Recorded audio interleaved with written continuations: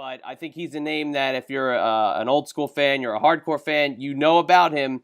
But I still think there's a lot of fans out there that need to learn about who Stan the Man Stasiak was, and obviously with you, you're the perfect person to get some kind of a background on him.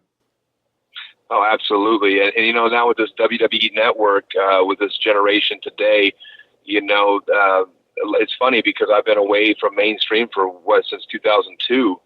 I decided to pursue another aspiring career, become a doctor of chiropractic. I did that,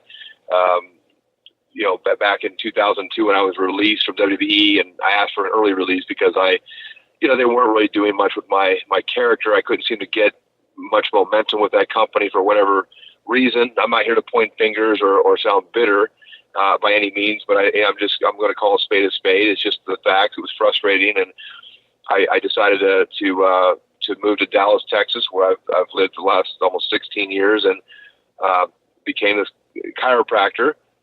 There's always two aspiring careers I always wanted to be, and that was to take after my dad and become a professional wrestler, and preferably work with the WWE, which I was able to fulfill that dream, that childhood goal, and then become a chiropractor.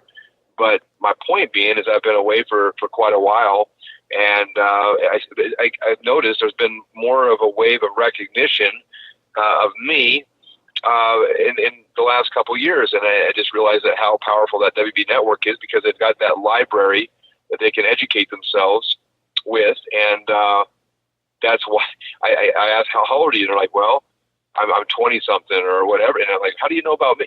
Well, the WB network. So same with my dad. He's got some classic matches on there, and I've learned more about my father after he passed.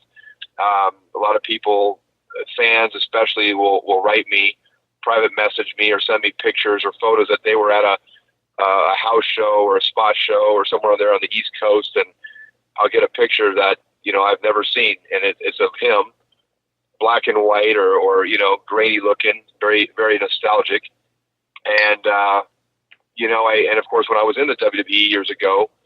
A lot of the agents like Black Jack Lanza, Pat Patterson, those guys would tell me stories. It's like I learned more about my dad after he passed, and nothing but good things to say. Was always a fun to be around. He was always a prankster, had you laughing.